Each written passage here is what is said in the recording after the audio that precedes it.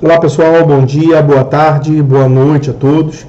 No vídeo de hoje eu separei para falar com vocês um julgado interessante do STJ que versou sobre a forma de peticionamento, a forma de protocolo de uma petição de recurso especial como deve ser protocolado para o STJ. Trata-se do agravo interno no agravo em recurso especial 1.917.838 do Rio de Janeiro. Então, aginte no ARESP 1917838 do Rio de Janeiro.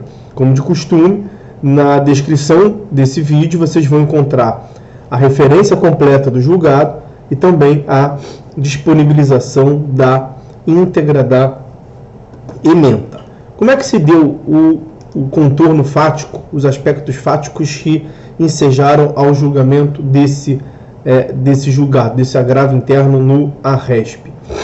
Nós tivemos um acórdão do TJ local, TJ do Rio de Janeiro, na improcedência do pedido autoral. A sentença de improcedência foi confirmada pelo tribunal local e o advogado pretendia interpor recurso especial. Acontece que o advogado contava com 82 anos e estava passando por um tratamento de câncer que lhe dificultava a prática de alguns atos. Então, ele fez a petição do recurso especial, ele elaborou o recurso especial no computador, imprimiu, assinou fisicamente a petição impressa e digitalizou esse arquivo. Só que quando ele foi realizar o peticionamento, ele não conseguiu, em razão dessa dificuldade de saúde. Então ele pediu para um colega dele, então o advogado A, constituído nos autos com procuração, assinou a petição do recurso especial, mas quem realizou o protocolo eletrônico no sistema foi o advogado B, colega do advogado A. Então o advogado B acessou ao sistema eletrônico por meio de seu token, por meio da digitação de sua senha do advogado B, e realizou o protocolo a pedido do advogado A. Então, foi juntado o recurso especial digitalizado, aquela cópia digital, aquela via digital do recurso impresso e assinado fisicamente, manualmente, pelo advogado A, foi juntado ao sistema eletrônico pelo advogado B. Então, no sistema do STJ, estava constando como advogado o advogado B, que acessou o sistema via token e senha. E ele estava contando como subscritor do recurso especial. E ele não tinha nenhuma procuração nos autos. Quem havia recebido o mandato do cliente era o advogado A, aquele de 82 anos e que passava por uma dificuldade grave de saúde. Então, com base nessa informação constante do sistema, o relator não conheceu do recurso especial inicialmente, aplicando a súmula 115 do STJ, que prevê que considera-se inexistente o recurso interposto na instância especial por advogado sem procuração nos autos. E realmente o advogado B não tinha procuração nos autos. Daí foi interposto agravo interno no STJ, explicando melhor, detalhando essa situação peculiar, sui generis, vamos assim dizer. E aí o que nos disse o STJ?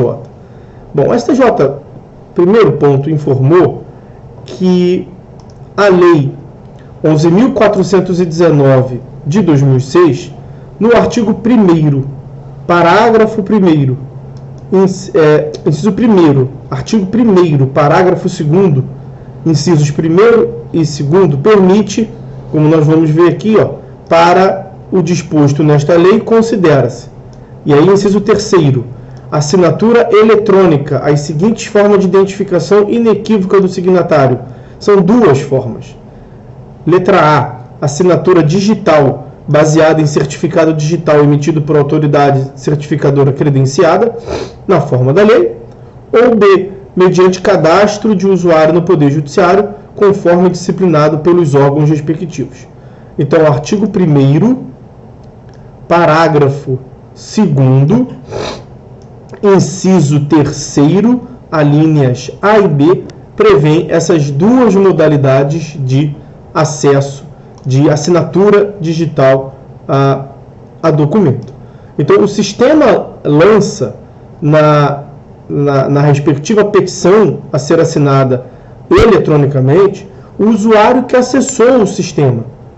Esse acesso pode ser digital, por meio de certificado digital, como nós vimos, artigo 1º, parágrafo 2º, inciso 3º, a linha A, ou pode ser assinatura eletrônica, no caso da linha B, quando ele acessa por meio de senha, de login e senha na plataforma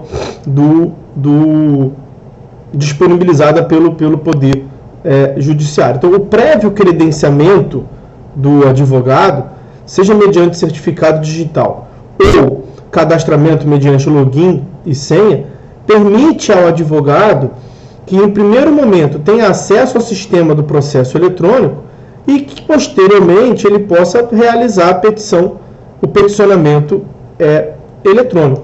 Então, por conta desse fator, que constou do cadastro, do banco de dados, do sistema do STJ, que quem haveria praticado o ato teria sido o advogado B, aquele procurado pelo advogado A que estava com aquela dificuldade de saúde. E aí, tem outro dado interessante que complementa o julgamento nessa hipótese, que é a previsão do artigo 425, percebam, fazem do CPC, tá? 425 do CPC. Fazem a mesma prova que os originais. Inciso 6º.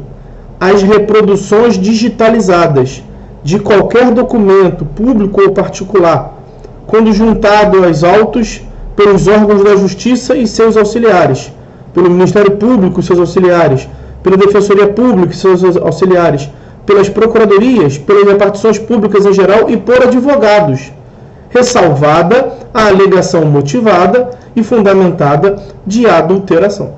Então, as cópias, as reproduções digitalizadas fazem a mesma prova que o documento físico.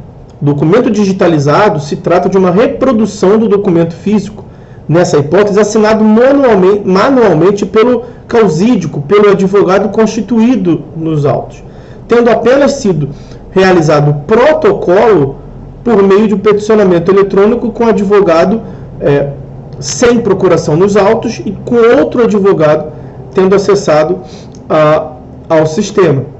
Então, como essa reprodução, esse arquivo digital é considerado uma cópia, uma reprodução do documento físico, e a lei prevê no 425 do CPC que faz a mesma prova que o original, ressalvada a alegação fundamentada em sentido contrário da parte adversa, então deve produzir os mesmos efeitos de considerar como sendo um protocolo válido.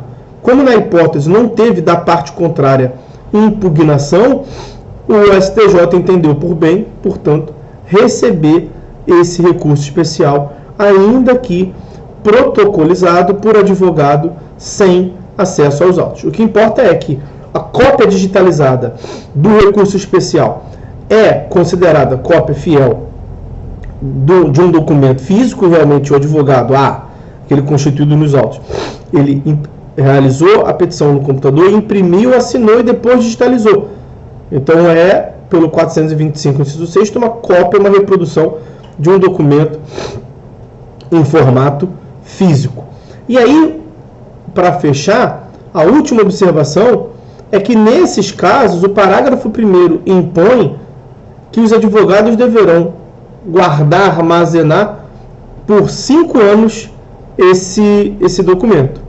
Os originais dos documentos digitalizados mencionados no inciso 6º, que foi o que acabamos de ver, deverão ser preservados pelo seu detentor até o final do prazo para a propositura da ação rescisória. Então, esses advogados deverão armazenar esse documento até o momento a lei prevê no artigo 975 do Código de Processo Civil o prazo de 2 anos para a propositura da ação rescisória, mas 2 anos após o trânsito em julgado. Então, nesse caso, eles terão que guardar durante bastante tempo esse documento original para o caso de, oportunamente, em alguma situação, ou a parte contrária impugnar a validade dessa cópia, a teor do artigo 425, inciso 6º, parte final. Então, revela-se admissível o protocolo de petição em sistema de peticionamento do processo judicial eletrônico por advogado sem procuração nos autos, desde que se trate de documento ou que tenha sido já ele assinado eletronicamente com certificado digital, emitido por autoridade certificadora credenciada. Então, é a hipótese aqui, portanto, do artigo 1º, inciso 3º, a linha A da Lei 11.419 de 2016, artigo 1º, inciso 3º, a linha A, ou que se trate de um documento que tenha sido elaborado fisicamente, posteriormente ele tenha sido digitalizado e que reproduza fielmente a petição impressa e assinada manualmente pelo advogado constituído nos autos, constituído no feito. Nesse caso, a identificação inequívoca do signatário é feita pela assinatura de próprio punho lançada no documento original, a qual pode ser consultada se houver, pela parte interessada, alegação motivada e fundamentada de adulteração. Artigo 425, inciso 6º do CPC, complementado pelo seu parágrafo 1º, que é o período de guarda desta via original. Então, qual foi a conclusão a qual chegou o STJ tendo feito essas observações? É admissível o recurso cuja petição é impressa, assinada manualmente por causídico constituído nos autos e digitalizada, sendo o respectivo peticionamento eletrônico feito por outro advogado sem procuração. O STJ supriu, portanto, questões formais e admitiu o recebimento desse recurso especial. Ok? Então, meus amigos, era isso que eu queria falar com os senhores no encontro de hoje. Por hora é só. Fiquem todos com Deus e até a próxima.